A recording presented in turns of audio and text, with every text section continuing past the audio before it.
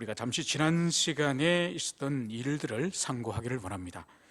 지난 시간에는 하나님께서 다윗을 하나님의 사람으로, 하나님 마음에 합한 사람으로 빚어가는 과정 가운데서 다윗이 벌써 10년 가까운 긴 세월을 연단을 받고 있습니다. 그 연단은 다른 것이 아니라 사울 왕으로부터 죽음에 쫓기는 그런 연단인 것이죠. 처음에는 홀로 도망을 치다가 나중에는 용사만 600명에 이르렀으니까 그의 식솔들과 합치면 2000명이 넘는 그런 사람들과 도망자의 신세가 된 거죠. 그러니까 하루 이틀도 아니고 또 한 사람 두 사람이 아니라 10년 가까운 세월을 약 2000명에 이르는 사람과 함께 그 좁은 가나안 땅 안에서 이리저리 피해 다닌다는 것은 매우 그것은 고통스럽고 위험한 일이 아닐 수가 없습니다. 바로 이 하나님의 연단을 이 다윗이 고통스럽고 힘들지만은 믿음으로 받아들이지 못하고 결국은 그 연단의 마지막 절정의 때에 이 다윗은 블레셋 땅으로 망명을 가버립니다. 그래서 더 이상 사울 왕의 손길이 따라올 수 없는 곳으로 이 다윗이 망명을 가버리는 거죠. 그러므로 말미암아서 하나님의 손길을 마치 벗어난 것처럼 보여지지만은 그렇지 않습니다. 오히려 블레셋 땅에서 기다리고 있는 그 새로운 어려움이 있으니 그것이 바로 뭔가 하니까 블레셋이 자기 조국 이스라엘과 전쟁을 치르게 된 거예요. 그 전쟁을 치르게 된 그 일에 다윗이 함께 용병으로 참전하게 됐다는 거예요. 그러니까 더 상황이 어려워진 거죠. 차라리 사울을 이리저리 피해 다니는 것이 낫지 이제 칼을 들고 자기 민족을 죽이는 전쟁에 이제 이 다윗이 참전하게 된 거예요. 그런데 하나님의 구사일생의 그 위기 일발의 그 위험에서 하나님이 구해 주셨죠. 그것이 바로 뭐였습니까? 바로 블레셋의 다른 방백들이 다윗이 자기 편에 대해서 전쟁을 치려고 하는 것을 볼 때에 신뢰가 안 가는 거예요. 그래서 다윗 너는 우리와 함께 전쟁을 칠 수가 없다. 돌아가라. 그렇게 위기를 이 다윗이 모면하고 이제 아벡에서 이제 시글락으로 자기 부인과 자식들이 기다리고 있는 이 성읍 시글락으로 이제 돌아오고 있었습니다.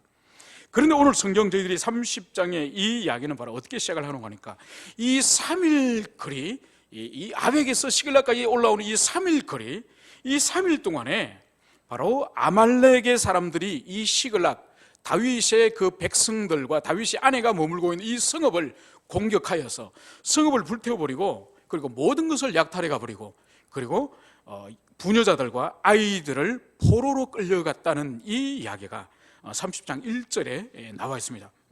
바로 그 피해가 시글락을 쳐서 불사르고 또 젊거나 늙은 여인들은 한 사람도 죽이지 아니하고 다 사로잡고 끌고 갔다고 이렇게 말씀을 하고 있습니다. 여러분 얼마나 이 3일 만에 겨우 그 전쟁에 나갈 뻔하다가 겨우 돌아왔는데 돌아와 보니까 자기가 살고 있던 그 성읍 시글락이 완전히 불타버리고 거기서 기다리고 있던 자기의 아내와 자녀들이 자기를 맞이해 줄 줄 알았더니 불타버린 그곳에 있지 않고 다 전쟁 포로로 끌려갔다고 오늘 성경은 여기서 말씀을 하고 있는 것입니다. 여러분 왜 아말렉이 이 시글락을 침노하여서 이곳을 불태우고 사람들을 왜 인질로 잡아갔을 것 같습니까? 도대체 이 시글락이 이 아말렉에 어떤 의미가 있는 곳일까요? 그것은 첫 번째로 이 시글락에는 다윗의 가족들과 다윗의 신하들이 살고 있는 성읍이에요. 그러니까 이 사무엘상 27장을 가면은 이 시글락에 이 다윗이 들어와가 살면서 거기서 먹고 살아야 되니까 농사를 지을 수는 없으니까 이 다윗이 그의 부하들과 함께 무슨 일을 하는가 하니까 평소 이스라엘 백성들의 원수들을 공격합니다. 그리고 이스라엘 백성들의 원수들이었던 이 아말렉 족속들을 다윗이 공격을 해서 그들로부터 짐승이나 먹을 것이나 재물들을 다윗이 약탈해가지고 그 자기 식솔들이 함께 먹고 살았던 것이죠. 그러니까 이 아말렉이 보복을 하려고 생각하지 않겠습니까? 다윗과 그의 신하들이 자기를 공격했다는 걸 뻔히 알고 있기 때문에 이 시글락을 시시탐탐 이 아말렉 족속에 노리지 않겠습니까? 그래서 드디어 이 다윗이 아기스 왕과 함께 이스라엘에게 전쟁을 치러 나갔다는 그 소식을 들었겠죠. 그래서 이 시글락에는 군사들이 아무도 없고 아녀들만 남아있다는 그 소식을 이 아말렉이 들었겠죠. 그래서 보복의 차원에서 바로 이 아말렉 이 족속들이 부녀자들만 있는 이 시글락을 쳐들어온 거죠. 여러분, 이 아말렉 사람들은 일찍이 역사 가운데 처음 등장하는 장면이 바로 이스라엘 백성들이 출애굽할 때 아말렉 족속들이 이스라엘 백성들을 공격합니다. 그때 어떤 형태로 공격을 했죠? 그때도 똑같이 오늘 이 사무엘상 30장에 나오는 것처럼 그때도 이스라엘 백성들의 제일 흠이 그 출애굽의 여정의 긴 여정의 그 흠이 부녀자들과 연약한 자들이 있는 흠이를 공격합니다. 이 아말렉들이. 그러니까 여호와께서 진노하여서 여호수아와 그의 군대를 보내시면서 이 지상에 이 아말렉을 진멸할 것을 하나님이 그 의지를 말씀하시는 거죠. 왜냐하면 전쟁을 치르면 정정당당히 군대와 군대가 전쟁을 치러야죠. 비겁하게 어떻게 부녀자들과 아이들을 공격하고 급습을 합니까? 그건 옳지 않는 거죠. 그래서 여호와께서 이 아말렉의 이 잔인함과 무자비함을 일찍이 하시고 지상에서 아말렉의 이름을 남겨두지 않고 진멸해버리겠다고 그렇게 주님께서 이 비겁한 아말렉을 향해서 말씀하신 거죠. 그래서 거짓이 세월이 지금 수백 년이 흘렀는데도 이 다윗 때 또다시 이 아말렉이 지금 다윗을 공격하는 이 방식이 보세요. 다윗과 다윗의 용사들과 함께 맞짱을 뜨는 것이 아니라 다윗과 용사들이 가고 없는 그 사이에 부녀자들과 연약한 어린아이들이 있는 이 성읍 시글락을 또 공격하여서 그 사람들을 또 포로로 끌고 간 것이죠. 이것이 첫 번째로 이 시글락을 아말렉이 공격한 첫 번째 원인이죠. 즉 다윗에 대한 복수, 보복의 그런 행동으로서의 그런 의미가 있고, 두 번째로는 더 영적인 의미, 더 근본적인 의미가 이 시글락을 공격한 아말렉에 있습니다. 그것이 바로 뭔가 하니까 더 근본적인 의미는 다윗에 대한 하나님의 징계의 의미입니다. 그러니까 하나님께서 유대 광야에 비록 고난과 환난 가운데서 연단하고 그 힘든 가운데서도 주님이 그를 연단하여서 정말 하나님을 절대 의존하는, 정말 하나님 한 분만 바라보는 그런 왕으로 만들려고 하나님께서 계획하셨는데 다윗은 그게 싫은 거예요. 그게 싫고 또 자기 혼자가 아니라 자기의 아내라든지 자녀라든지 식솔들이 함께 고통당하는 것이 싫어서 오히려 이 다윗은 하나님의 손길을 피하여서 이방인의 왕의 보호를 받으려고 이 블레셋 원수의 나라를 가지 않았습니까? 결국은 하나님의 그 손길을 피하여서 불신앙의 선택을 다윗이 하였던 것이죠. 그래서 그 불신앙의 선택에 대한 하나님의 징계의, 불신앙에 대한 징계의 의미로서 아말렉의 마음을 움직여서 오늘 다윗의 모든 식솔들을 납치해가는 이런 일이 여기서 벌어진 것이죠. 그래서 하나님께서는 우리 언약의 백성들, 당신의 백성들, 자녀들의 허물과 죄에 대해서 주님은 면밀히 주목하여서 보고 있습니다. 단 우리들이 어떤 범죄하였고 불순종하여서 아무 일이 현재 일어나지 않고 있다 한다면은 그것은 지금 하나님이 인내하고 계시는 거예요. 그리고 하나님이 기다리고 계시는 거예요. 인내하신다는 하나님의 징계의 손길을 아직은 참고 있다는 뜻이고, 기다린다는 의미는 스스로 통회하고 자복하여서 회개하기를 기다린다는 의미죠. 그렇기 때문에 이런 말을 하는 사람을, 아니면 여러분 자신이 이런 생각을 해본 적 있습니까? 나는 지금 죄를 짓고 있는데도, 또 예전에 큰 죄를 한번 지었는데도 하나님 나를 손 안 보시던데요? 이런 생각을 혹시 해본 적이 있거나 이런 말을 하는 사람을 들어본 적 있습니까? 그것은 제가 조금 전에 말씀드렸던 것처럼 하나님이 지금 인내하고 계시는 거예요. 그리고 스스로 통해 자복하기를 주님 인격적으로 기다리고 계시는 거예요. 그렇기 때문에 주님은 절대로 당신의 언약의 백성들의 죄에 대해서 가볍게 또 못 본 것처럼 간과하시는 분이 아니에요. 단 인내하시고 기다리고 계신다는 그것을 우리는 기억을 해야 될 것입니다.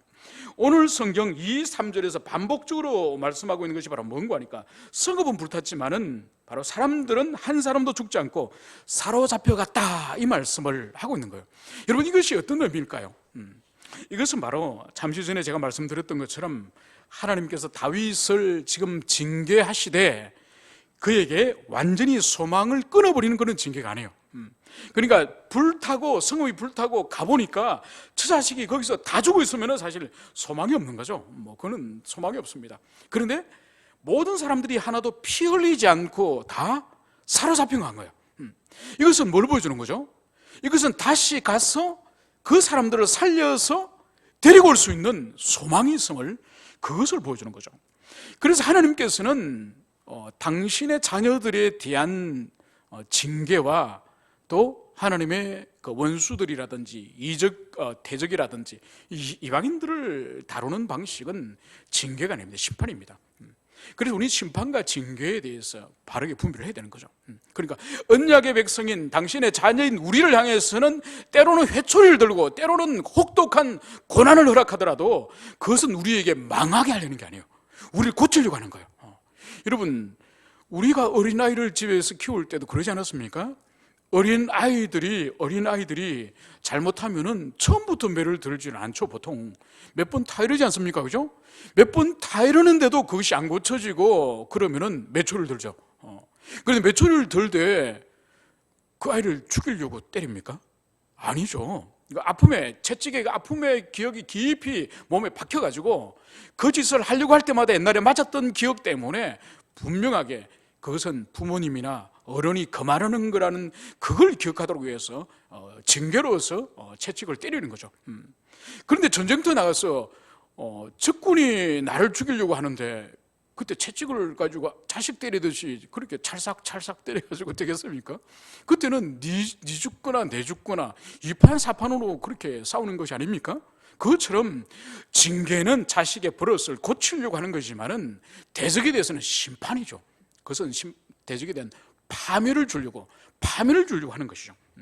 오늘 다윗을 향해서 하나님이 심판이 아니라 징계의 의미로서 오늘 비록 그의 성읍이 시글락에 불타버렸지만은 그럼에도 불구하고 그의 처와 자식들은 하나도 죽음을 당하지 않고 다 사로잡혀 갔다고 이렇게 말씀이 기록하고 있는 것은 다윗이 이제 가서 다시 그들을 빼앗아 올 수 있다고 하는 그 소망을 여기서 볼 수가 있는 것입니다.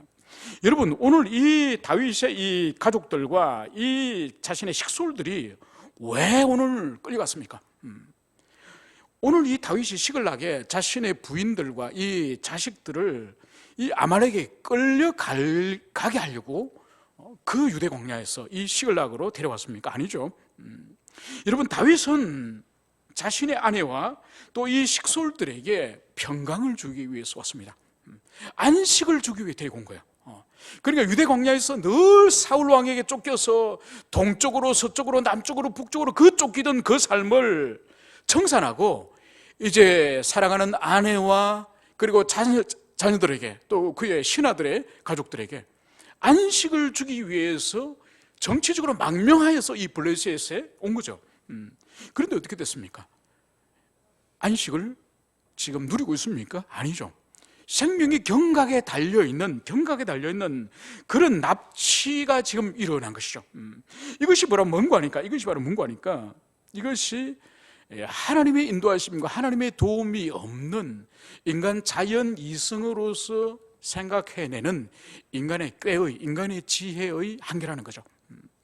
여러분, 27장을 보면은 이 다윗이 그의 많은 식솔들을 이끌고 이 블레셋 땅으로 망명할 때에 다윗은 기도하지 않습니다. 기도하지 않고 오히려 사울에게 쫓기는 일을 계속 생각하면서 어떻게 하면 내가 안식을 누리고 내 가족들이 안식을 누리게 할까를 인간적으로 곰곰이 자기 자연이성으로 곰곰이 생각을 합니다. 그러면서 그가 내린 결론은 내가 결국은 사울의 손에 잡혀서 망하게 될 것이다. 그러므로 내가 블레셋 땅으로 피하는 것이 안전할 것이다. 스스로 그렇게 판단하는 거예요. 하나님께 그 수천 명의 사람들이 이동하고 그 다른 나라로 가면서 하나님의 의견을 한 번도 물어보거나 기도하지 않고 인간의 그런 꾀를 가지고 인간의 지혜를 가지고 결국은 그렇게 처신을 하게 되는 거죠. 결국은 그를 볼 때에 하나님의 도우심이나 하나님 은혜가 없는 인간의 지혜는 얼마나 하찮은 것이고 오히려 그 자체가 나중에 오히려 재앙을 가져올 수 있다는 거죠. 여러분, 예컨대 어떤 아버지가 자기 사랑하는 그 자녀에게 사랑하는 마음으로 그 아이에게 주의를 충분히 주지 않고 그 아이에게 탈 수 있는 예쁜 세발 자전거를 사준 거예요. 그 아이가 사랑스럽고 그 아이가 그걸 타고 재밌게 놀게 하려고. 그런데 출근하고 돌아보니까 그 세발 자전거를 차라리 안 사줬으면 좋았을 텐데 그걸 타고 골목 앞에 나가다가 찾길에서 트럭에 치여서 만약 죽었다고 칩시다. 뭡니까 그게? 그러니까 자기의 의도와 목적은 그 어린아이가 그 자전거 타고 재밌게 놀게 하기 위해서 자전거를 사줬는데 그 자전거가 오히려 그 아이의 죽음을 몰고 왔다는 거죠. 마찬가지로 이 다윗이 유대 광야에서 불편하지만 계속 이곳저곳을 피하면서 기도하면서 하나님의 인도를 받고 하나님의 도우심을 경험하고 하나님의 공급해 주심을 계속 경험하면 비록 불편하지만은 오히려 하나님의 은혜와 하나님의 보호하심을 더 경험했을 텐데 이제 그런 불편함을 없애기 위해서 바로 가드 땅으로 와서 아기스 왕에게 자신의 그 가족들과 자신을 의탁하여서 망명하였더니 그것이 오히려 어떻게 됐다가요? 그 성읍이 아말렉으로부터 불타버리고 전쟁 포로로 모든 가족이 끌려가는 그런 비참한 일을 오늘 당했다고 성경은 여기서 말씀을 하고 있습니다. 그러므로 하나님의 도우심이 없는, 하나님의 은혜가 없는 인간만의 지혜는 신앙 안에서는 얼마나 더 불행한 일을 만들어내는지 모릅니다. 오늘 이 성경 4절에서는 오늘 성읍이 불타버리고 아내와 자녀들을 포로로 끌려간 이 다윗과 또 함께하였던 다윗의 신하들의 그 모습이 오늘 4절에서는 생생하게 그것을 보여주고 있습니다. 우리 4절을 함께 읽어봅시다. 다윗과 그의 신하들이 오늘 잃어버린 이 자식들, 불타버린 성읍에 대해서 그들이 어떻게 반응하였는지 4절 읽읍시다. 시작.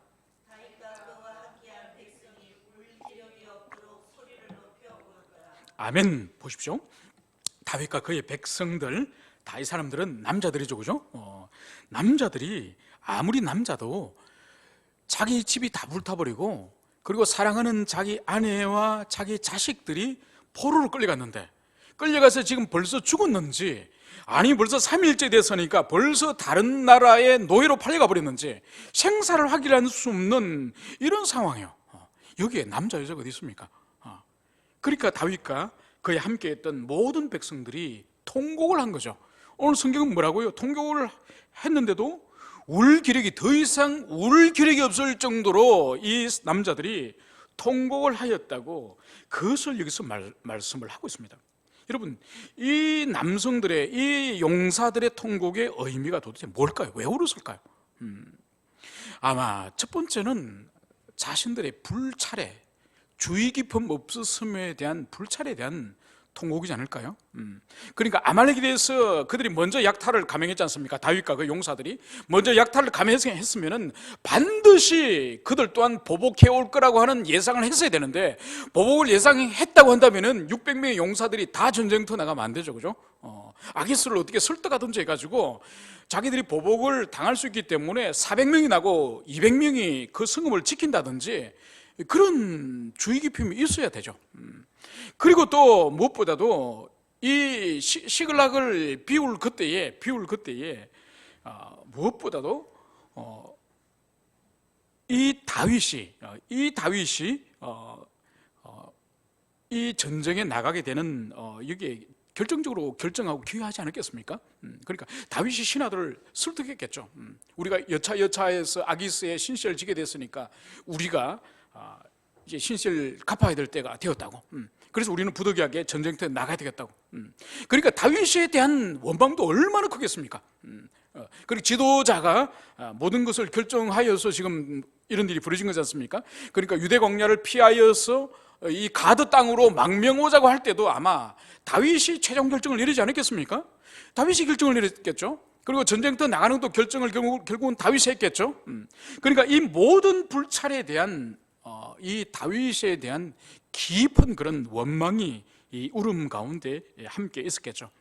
그리고 지금 자신의 처자식이 도대체 무슨 수모를 당하고 무슨 고통을 당하고 벌써 죽어서는지 아니면 인신매매 돼가지고 벌써 먼 나라의 노예로 팔려가서 고통을 당하고 있는지 벌써 3일이 지났으니까 그런 마음으로 지금 이 다윗과 그의 사람들이 통곡을 하였을 것입니다. 여러분, 이 지금 남성들이, 이 600명의 남성들이 지금 통곡하고 있는 이 모습이 얼마나 절망스럽습니까? 그러니까 이것이 바로 하나님께 기도하지 않고 하나님의 뜻을 물어보지도 않고 블레셋의 망명한 다윗의 불신앙, 그리고 그 자신의 동족이었던 이스라엘 백성과 전쟁을 치러야 되는 그 올무에 걸렸던 이 다윗, 그러니까 여기에 대한 하나님의 징계가 지금 이 다윗과 그의 함께한 이 백성들에게 하나님의 징계가 지금 임하였다는 그것을 여기서 보여주고 있습니다. 여러분, 이 사람들은 지금 절망 가운데 있다가 6절에 보면은 이 절망 속에 있던 이 사람들이 돌변하는 모습을 봅니다. 바로 뭔가요? 이 백성들이 자녀 때문에 마음이 슬퍼서 다윗을 돌로 치자니, 그리고 사람이 마음에 깊은 절망 가운데 있다가 정신을 차리면서 도대체 이 절망이 누구에게부터 왔느냐, 이 절망의 원인 제공자가 누구냐, 그 관점이 바뀌는 거죠. 그러면서 지금까지 절망에서 통곡하고 있던 이 사람들이 절망을 원인 제공한 다윗을 향하여 분노하는 모습을 오늘 볼 수가 있습니다. 여러분, 지금 우리 사회와 우리 공동체를 보면은 처음에 우리가 지금 우리 국가에 있던 이런 국정농단의 사건을 보면은 처음에 우리가 얼마나 절망했습니까, 그죠? 그러니까 학생들이 그 특혜로 그렇게 또 부정 입학으로 그런 일을 처음 우리가 뉴스를 들을 때 중학생, 고등학생, 뭐 대학생 말할 것도 없고 얼마나 절망했습니까, 그죠? 뭐 황금 수저가 현실로 그렇게 등장을 하니까 그 다음에는 어떤 마음으로 백성들의 마음이 변합니까? 분노로 변하죠, 분노로. 분노로 변해서 결국은 촛불 집회라고 하는 형태로 결국은 절망이 분노 형태로 표출되어서 그것이 공공의 장소로 그것이 표출되어서 나오는 거죠. 그것처럼 다윗을 향하여서 오늘 이 신하들이 오늘 분노하였음을, 그것을 여기서 말씀을 하고 있습니다. 바로 그게 뭔가요? 다윗을 돌로 쳐 죽이라는 거예요. 여러분, 다윗이 이 백성들에게는 뭔가요? 왕이에요, 왕. 이미 다윗은 기름 부음 받은 왕이에요. 그런데 자기의 처자식을 잃어버리고 자기 모든 소유가 불타니까 오늘 이 사람들은 이성을 잃어버립니다. 다윗이 왕이라 할지라도 왕도 쳐 죽이려고 하는 그런 상황이 있는 거죠. 그러니까 다윗이 블레셋으로 망명하는데 결국은 주도적인 역할을 했겠죠. 그리고 아말렉을 공격하게 하는 그 아말렉 공격에 대해서도 다윗이 주도적으로 또 기여를 했겠죠. 그리고 시글락을 비워두고 아벡으로 600명의 용사를 데리고 나갔던 이 부주의한 지도자의 이 지혜 없음, 이것들 또한 이 다윗이 결정적으로 기여했겠죠. 그래서 결국은 이 지도자의 책임에 대해서 백성들이 이제 지도자를 돌로 쳐 죽이려고 하는 이런 무자비함과 그리고 이성을 잃어버리는 이런 일들이 지금 여기 일어났음을, 그것을 보여줍니다. 여러분, 이때 다윗의 마음이 어떨까요? 여러분, 10년 동안 동고동락하면서 함께 피 흘리고 함께 전쟁터에서 잔뼈가 굵은 용사들이요, 동지들이요, 자기 살아가는 신하들이었습니다. 그런데 이 신하들이 오늘 돌변하여서 돌로 자기를 쳐 죽이려고 하는 거예요. 여러분, 다윗의 마음이 지금 어떨 것 같습니까? 지금 자신은 아내도 잃어버리고 결국은 600명 자신의 용사들, 이 신하들도 오늘 잃어버렸습니다. 다윗에게는 이제 아무도 없는 거예요. 가족도 없고 신하도 없고 오직 자신에게는 오늘 하나님밖에 없는 거예요. 그러니까 이 장면이 사실은 다윗이 진정으로 광야에 홀로 선 장면이에요. 지금까지는 600명의 용사들이 함께 피 흘리고 함께 싸울 수 있는 용사들이 있었지만은 이제는 용사마저도 돌변하여서 자기를 쳐 죽이려고 하는 그런 일이 일어난 겁니다. 이것이 진정으로 다윗이 광야에 홀로 섰다고 하는 상황인 겁니다. 여러분, 우리 인생도 이런 일들이 있습니다. 홀로 서야 될 때가 있습니다. 홀로. 여러분들이 가정을 가지고 있고, 여러분들이 배우자들이 있고, 여러분들이 자녀들이 있고, 여러분들의 신앙의 동력자들과 신앙의 지체들이 있지만은 그 지체들 아무 소용이 없고, 그 동력자 아무 소용이 없고, 심지어 남편조차도 아무 소용이 없는 하나님 앞에 홀로 서야 되는 그런 때들이 인생에 있습니다, 여러분. 여러분, 경험해 보셨습니까?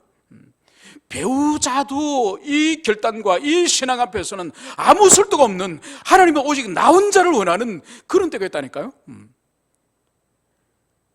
그때는 매우 고통스러운 때지만은 그러나 절망의 때는 아닙니다. 오늘 다윗을 이제는 그를 따르는 600명의 신하도 없고 아내도 없고 오직 다윗 혼자를 하나님 앞에 세우는 이때는 다윗이 매우 절망스럽고 두려운 때지만은 그러나 다윗에게 말할 수 없는 기회.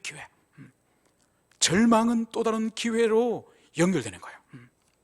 그래서 오늘 6절에서는 이 절망스러운 이 상황 앞에서 다윗이 이제 어떻게 처신하는지, 어떤 태도를 보이는지 우리 6절을 함께 읽어보도록 합시다. 6절 시작.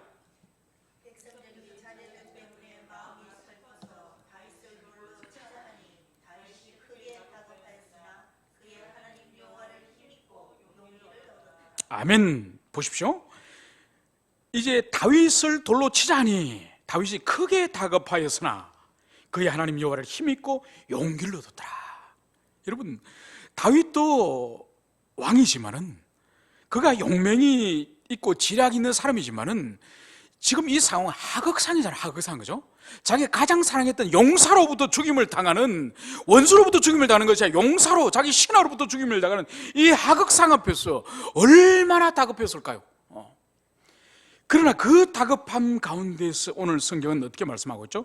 그의 하나님 여호와를 힘입고 용기를 얻었더라.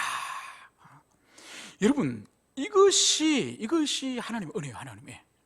여러분, 27장을 가면은 28장을 가면은 사울의, 여기서도 크게 다윗이 다급하였다고 말씀하고 있죠. 28장에 가면은 사울이 다급하였다고 말씀해요. 우리가 28장에서 우리가 지난 시간에 다뤘던 게 바로 뭐죠? 그가 바로 엔돌에 접신하는 여자를 찾아가서 죽은 사무엘의 영을 불러냅니다. 그죠? 죽은 사무엘의 영을 불러낼 때에 사무엘의 영이 사울을 향해서 뭐라 그러죠? 왜 너가 나를 성가시게 하느냐? 왜 나를 성가시게 하느냐? 그 말을 사무엘의 영이 하는 거죠. 그때 이 사울 왕의 대답이 뭡니까? 내가 꿈으로나 우림이나 두밈으로나 선지자로나 하나님의 뜻을 구했는데 하나님이 나에게 대답이 없으니 내 마음이 심히 다급하나이다. 그러니까 거기서도 하나님의 응답이 없고 하나님이 침묵하니까 이 사울 왕이 얼마나 다급한지, 이 사울 왕의 다급함은 어떻게 표현되었죠? 사울 왕의 다급함은 이제 접신한 무당을 찾아가는 것으로 나타납니다. 그런데 오늘 이 다윗의 크게 다급함은 어떻게 드러났죠? 하나님의 은혜, 여호와를 힘입고 바로 용기를 내어서 하나님 앞에 기도로 나가는 거예요. 이게 여러분 사울과 이 다윗의 결정적인 차이예요. 그런데 똑같이 성경은 다 다급함을 경험하였지만은 사울은 그 다급함, 막 블레셋 군대가 쳐들어오고 또 하나님은 자기를 향해서 선지자로나 우림이나 두밈으로 대답을 하지 않으니까 자기 나름대로 마지막 최후의 선택의 방법이 뭐였죠? 귀신을 찾아는 귀신을 찾아가서 자신의 미래와 나라의 미래를 점을 치지 않았습니까? 그죠? 사울 왕은, 그죠? 그런데 오늘 이 다윗은 자기 신하가 자기를 향해 돌멩이를 쳐 죽이려고 하는 이런 하극상 앞에서 오늘 다윗이 바로 어떻게 했죠? 하나님의 그 은혜를 힘입고 용기를 내서 여호와께 나간 거예요. 이게 바로 다윗과 사울의 결정적인 차이예요. 결정적인 차이. 오늘날 우리에게도 마찬가지죠. 우리가 함께 신앙생활을 하고 함께 그 공동체 안에 있으면은 사실 평소는 누가 믿음의 사람인지 누가 믿음이 없는지 모릅니다. 그런데 정말 그 사람에게 위기와 화급한 일이 떨어지면은 그 사람 내면 속에 감추어 있던 그 신앙의 실체가 결국은 드러나는 것이죠. 오늘 이 사울처럼 결국은 하나님 앞에 나오기보다는 인간적인 방법을 택하는 사람이 있는가 하면은 평소는 별로 신앙이 없어 보이는데 딱 하나님께 무릎 꿇고 딱 주님 앞에 나가는 그런 다윗 같은 이런 사람들이 있다는 것이죠. 결국은 이 다급함 앞에 그 사람의 믿음이 있느냐 없느냐, 그것이 결국은 드러나는 것이죠. 오늘 여기서 오늘 성경이 말하고 있는 것은 이 다윗이 자기 힘이나 자기 의지로 오늘 주님을 찾았다고 성경 말씀하고 있습니까? 아니죠, 그죠? 바로 여호와를 힘입고 여호와 하나님을 힘입고 그러니까 주님의 은택을 통하여서 바로 용기를 얻었다고 성경은 말씀하고 있는 거죠. 그러므로 다윗과 사울의 이 본질적인 차이는 다윗 안에 어떤 선함이나 다윗 안에 어떤 좋은 것이 있는 것이 아닌 거죠. 다윗이 은택을 입었고 사울은 하나님의 은택을 입지 못하는 것이죠. 결국은 우리가 할 수 있는 건 뭔가요? 우리에게 주님께서 불쌍히 여겨주시고 우리에게 은혜를 거두어주시지 말기를 우리는 기도하는 그것밖에 없습니다. 우리 스스로 안에 선한 것이 있어 무엇을 사용할 수 있는 그것이 아니에요. 그래서 오늘 다윗은 여호와의 바로 힘을 입고 용기를 얻었다, 이 말씀을 오늘 여기서 하고 있습니다. 이제 이 다윗은 7절에 의할 경우에는 이 다윗이 지금까지 약 1년 반에 이르는 긴 세월 동안 다윗의 지금까지 생활과는 전혀 다른 모습을 여기서 보여주고 있습니다. 바로 7절에서 보여주고 있는 다윗의 변화가 뭔가요? 다윗이 어떤 모습이 변화가 되죠? 기도하게 되죠, 그죠? 여러분, 1년 반 전에 이 시글락으로 그가 망명하여서 이 블레셋 땅으로 들어올 때 그가 곰곰이 생각합니다. 마음속으로 깊이 자기 처지와 이 사울의 핍박과 자신의 장래를 염려하고 걱정하여서 그 스스로 생각 속에서 내가 결국은 사울의 손에 망할 것이다, 그러면 내가 이 가드로 가는 것이 안전할 것이다, 자기의 깊은 사고 끝에 27장에서는 망명을 결정하였음을 보여주고 있습니다. 그러면서 1년 반의 세월이 지나고 있는데 성경은 27장, 28장, 29장, 30장 이르기까지 다윗이 어디에도 기도하였다고 말씀이 나오지 않습니다. 그렇게 기도하지 않았던 이 다윗이 오늘 이 7절에 와서 드디어 하나님께 기도하게 되었음을, 그것을 여기서 보여주고 있는 거죠. 그것이 바로 뭔가요? 제사장 아비아달에게 에봇을 내게로 가져오라, 에봇을 가져오라고 오늘 다윗은 제사장 아비아달에게 그것을 청하는 것을 여기서 보여주고 있습니다. 여러분, 오늘 여기서 우리가 보면은 우리 성경은 그냥 원하건대 에봇을 내게로 가져오라고 말하지만은 이 원하건대라고 하는 이 히브리어가 매우 상대방을 존경하는, 배려하는 그 말이에요. 뭘 보여주는 거니까 이 다윗이 이렇게 화급한데도 제사장을 향한 이 존중의 이 말을 그대로 사용하는 거예요. 왜냐하면 여러분, 사울이 노브 땅에서 제사장들을 학살하는 장면을 여러분 기억하시죠, 그죠? 제사장이 다윗의 미래를 향하여서 하나님께 기도해주고 다윗의 미래에 대해서 하나님께 그 축복을 빌어준 그것 때문에 사울 왕이 제사장을 80명을 다 죽여버립니다. 그런데 오늘 다윗은 지금 이 얼마나 화급한 상황입니까? 그때인데도 왕임에도 불구하고 제사장을 향해서 에봇을 가져오라는 이것을 그냥 가져오라고 강권적으로 명령하지 않습니다. 원하건대, 청하는 말을 여기서 쓰고 있는 거죠. 그러니까 여기서 보면은 다윗의 인격을 우리가 어느 정도 볼 수 있는 거예요. 매우 화급한 상황 가운데에서도 제사장을 향해서 그가 무례하게 말을 함부로 하지 않는다는 것을 여기서 볼 수가 있는 거죠. 그리고 오늘 여기서 다윗이 원하는 것이 바로 뭐죠? 에봇을 내게로 가져오라. 여러분, 왜 에봇을 가져오라 그랬을 것 같습니까? 여러분, 에봇이 뭔가요? 에봇은 제사장의 옷이에요. 제사장의 겉옷입니다. 이 에봇에는 뭐가 있는 거 하니까 우림과 둠임이 있어요. 이 우림과 둠임은 하나님의 뜻을 물을 때에, 제사장이 하나님의 뜻을 물을 때에 가부를 묻는 거예요. 할까요 말까요? 전쟁을 칠까요 말까요? 올라갈까요 말까요? 그러니까 여러 가지 그 하나님의 뜻이 있는 것이 아니라 가부, 오늘로 친다면 뭐 OX, 그죠? OX, 이것을 묻는 것이 바로 이 에봇에 있는 우림과 두밈을 통하여 하나님의 뜻을 묻는 거예요. 바로 오늘 이 다윗은 이제 끌려간 이 가족들, 식솔들을 이제 구출하기 위해서 먼저 용사들과 먼저 달려가는 것이 아니라 달려가기 전에 하나님께 먼저 기도하는 거예요.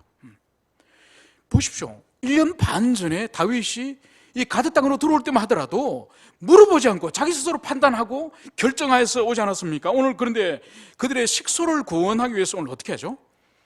바로 우밈과 두밈을 가져와서 하나님의 뜻을 묻고, 아무리 급하더라도, 아무리 아내들과 우리 아이들이 지금 포로로 끌려가 있지만은 그들 구원하는 일이 아무리 시급한 일이라도 하나님의 뜻에 묻는, 하나님께 기도하는 것보다 급하지는 않다. 여러분, 이게 뭔가요? 이게 믿음이에요. 믿음이에요. 간혹 이런 사람들 볼 수가 있죠. 아주 화급하고 급한 일이 생겼는데, 아유, 집사님 기도하시고 하셔야죠. 목사님 지금 기도할 때입니까? 지금 얼마나 급한데 지금 기도가 나옵니까? 이런 말을 하는 사람을 가끔 봅니다. 그죠? 오늘 다윗 보십시오. 부인이 지금 포로로 끌려갔다니까요. 자식들이 포로로 끌려갔다니까요. 그런데도 바로 칼 들고 뛰어가지 않고 뭐 하죠?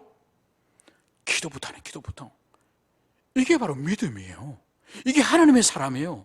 이런 태도를 가지고 있는 사람에게 하나님이 도우시는 거예요. 여러분, 신앙인이라고 하면서 기도하지 않고 자기 힘으로 모든 것을 우겨서 하려고 하는 사람이 있습니다. 그런 사람에 대해서 하나님이 도우실 마음이 있겠습니까? 여러분, 우리들의 자녀들에게 있어서도 그죠? 분명히 그 아이가 할 수 없는 일인데 아버지 어머니의 도움을 받으면 쉽게 해결될 수 있는 문제인데 자기 혼자 하게 또 빡빡 우기는 아이들, 고집 센 아이들 가끔씩 있지 않습니까? 그죠? 그때 그런 아이를 볼 때 어떤 마음이 들죠? 네 마음대로 해봐라.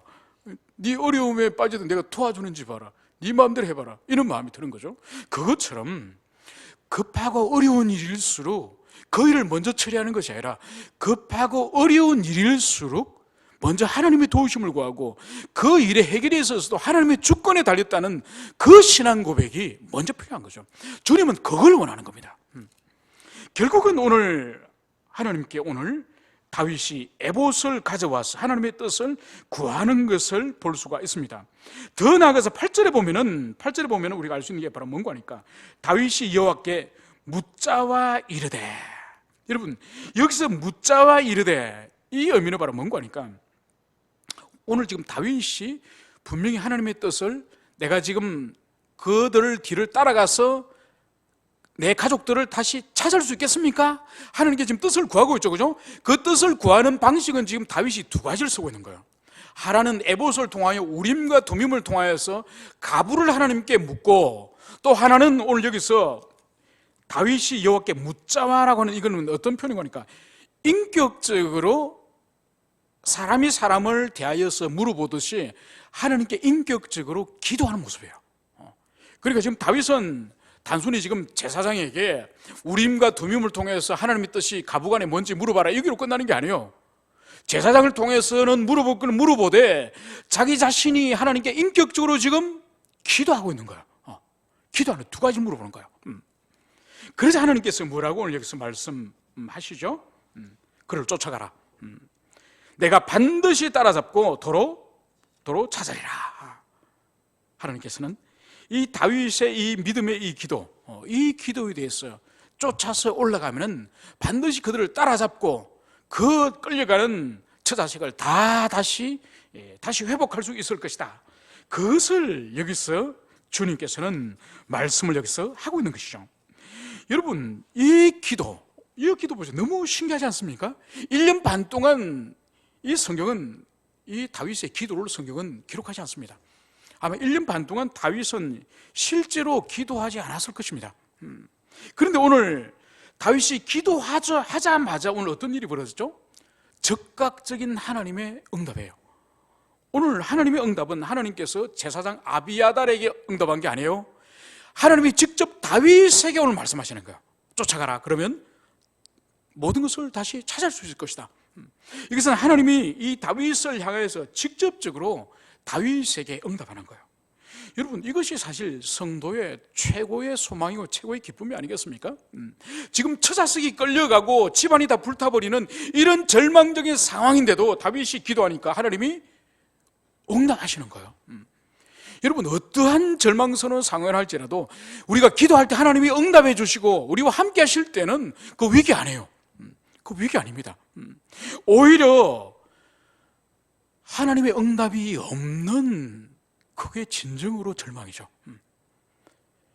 그러니까 28장에 있는 사울이 진정으로 절망이 아니겠습니까? 비록 자기 자신이 왕이고 수많은 군대를 거느리고 있고 자신의 말 한마디에 수많은 사람들이 일사불란하게 움직일 수 있지만은 하나님이 침묵하는데, 하나님이 사울을 향해서 말씀하지 않는데, 그래서 하나님의 뜻이 어디 있는지 알 수 없는데, 그것이 절망이죠. 그것이. 오늘 이 다윗은 사실 엄밀히 말해서 절망이 아니에요. 우리도 마찬가지죠. 우리 인생 가운데에 우리가 일들이 잘 형통해가지고 우리 가정 안에 어려움이 없고 다 건강하고 하는 일마다 잘 되고 자식들 다 잘 돼 있고 그런데 예배 시간에 나오면 하나님 말씀이 안 들려. 그냥 앉았다가 허무하게 집에 돌아가. 그리고 어떤 어려운 일이 있어서 하나님께 무릎 꿇고 기도하는데도 하나님의 음성이 하나도 들리지 않고 그냥 공허하게 메아리 치듯이 왔다가 그렇게 빈자리를 또 일어서서 돌아간다고 한다면 그게 절망스러운 거죠. 본질은 하나님과 관계예요. 상황과 환경은 언제든지 바뀔 수 있는 것이고 본질은 주님과의 관계죠. 그 주님과 관계는 절대로 아무도 빼앗아갈 수 없는 거죠. 오직 죄만이 그것을 깨뜨릴 수 있는 것이지 어느 대적이나 원수도 절대로 하나님과 관계를 빼앗아갈 수 없는 것이죠. 오늘 이 다윗이 하나님께 긴 시간의 침묵을 깨고 하나님께 기도하니 주님은 바로 이 다윗을 향해서 응답을 해 주셨습니다. 그리고 다윗은 이제 이 자신의 이 신하들을 이제 독려하여서 이 600명의 용사가 이제 이 아말렉 군사를 추적하는 장면들이 그것이 나옵니다.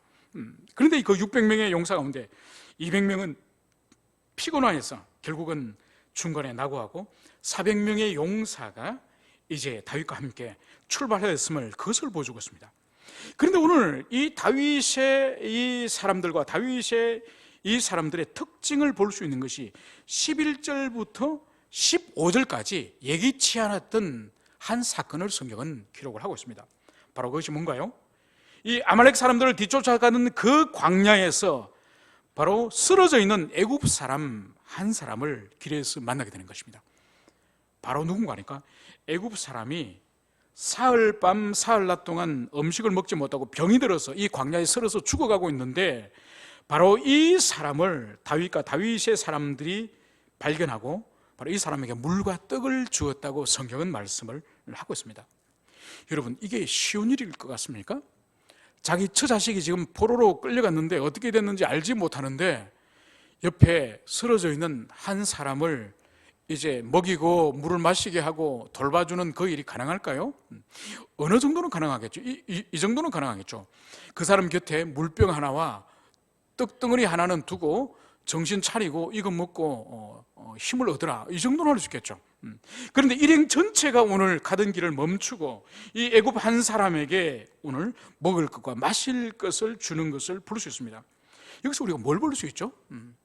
다윗이 자기의 가족들도 소중하지만은 아무 관계성이 없는 이 애굽의 이 소년, 바로 이 사람 자체에 대하여 존귀 여기는, 사람 자체에 대해서 귀하게 여기는, 하나님 형상으로서 인간 자체를 존귀 여기는 이 다윗의 신앙 인격을 여기서 볼 수 있는 거예요.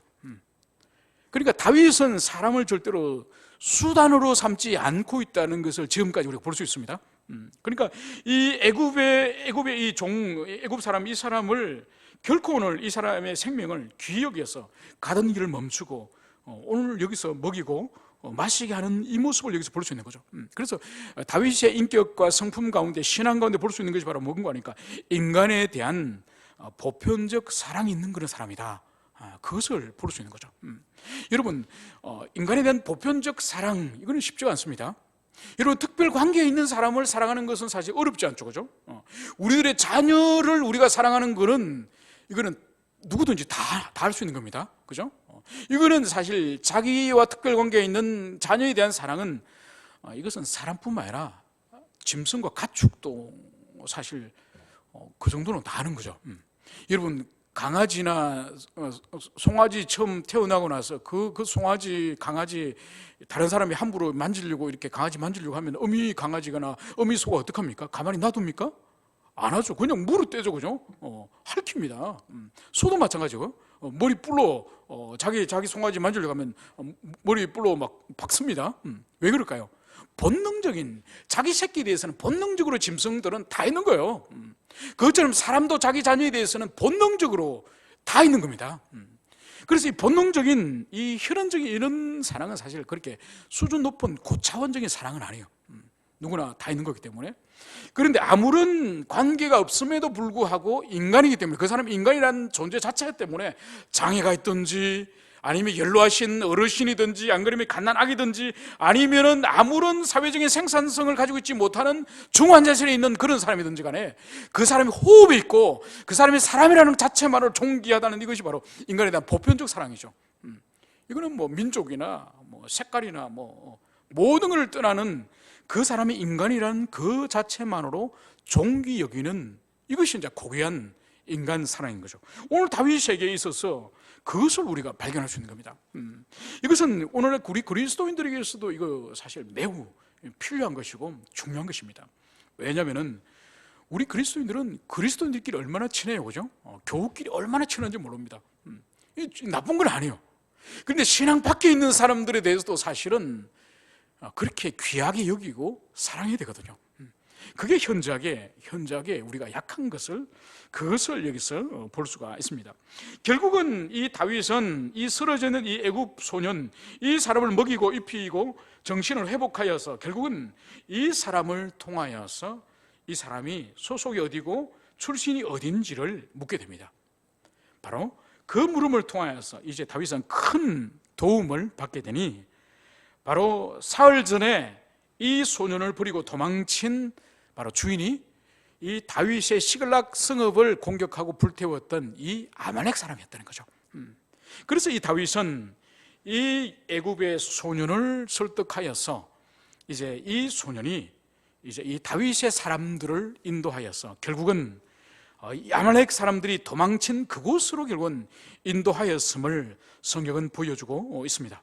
그래서 이 16절부터 오늘 18절까지 바로 이곳에서는 이제 큰 약탈을 하였던 이 아말렉 사람들을 바로 하루 종일 이 다윗과 다윗의 사람 400용사가 이제 이 아말렉 사람들을 전멸시키고 결국은 빼앗겼던 처자식을 모두 다 한 명도 잃지 않고 오늘 다시 빼앗았다는 이야기를 성경은 여기서 기록을 하고 있습니다.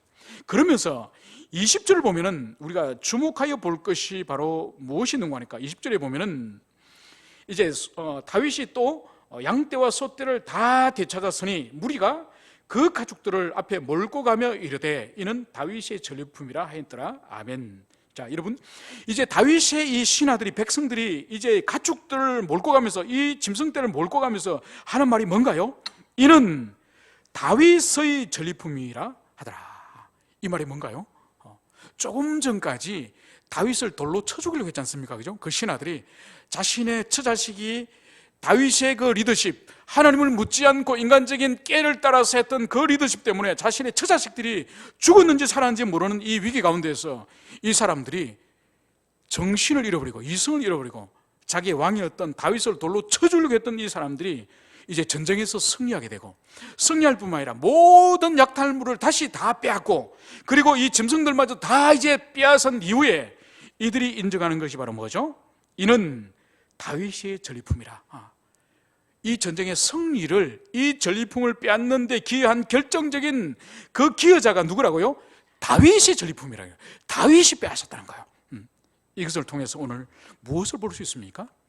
오늘 다윗이 다시 기도를 통해서 하나님과 관계가 회복됨으로 말미암아서, 하나님과 다시 기도할 때 하나님이 응답하시는 그 관계 회복을 말미암아서 오늘 다윗이 다시 신하들에게, 부하들에게 존경을 받게 되는 관계의 회복이, 하나님과 관계가 회복되고 나니까 신하들과 관계가 회복되어서 다시 존경을 받는 그런 회복의 은혜가 오늘 여기에 있음을 성경은 그것을 여기서 말씀을 하고 있습니다. 이제 말씀을 정리하고자 합니다. 때로는 우리 인생 가운데 하나님께서 연단의 때를 주십니다. 그거는 피하는 것은 지혜롭지 못한 것입니다.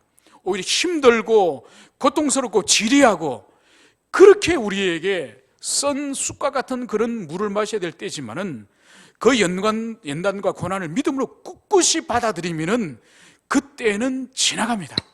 그 고난과 연단이 영원하지 않습니다. 그때가 지나갈 때까지 우리가 인내해야지. 오늘 이 다윗이 하나님께 기도하지 않고 하나님의 뜻을 물어보지 않고 자기 스스로 결정에 의해서 그 식솔들을 가드 땅으로 망명하였을 때에 연단과 고난이 끝나는 것이 아니라 그 땅에서 전혀 또 다른 차원의 더 고통스럽고 더 환난스러운 그런 일이 기다리고 있는 것처럼 우리 인생에 주님께서 어떤 부분을 깨뜨리시고 어떤 부분을 변화시키기를 원하시고 어떤 부분을 더 거룩하게 하기 위해서 우리에게 고난과 역경을 허락하신다면 믿음으로 묵묵히 꿋꿋하게 그것을 받아들여서 주님의 시험을 우리가 통과하는, 낙제하는 것이 아니라 통과하는 우리가 되었으면 좋겠습니다. 그래서 이전보다 더욱더 온전해지고 이전보다 더욱더 경건해지고 이전보다 더욱더 경건하고 거룩해져가는 그런 성도가 우리 모두가 되었으면 좋겠습니다. 함께 기도합시다.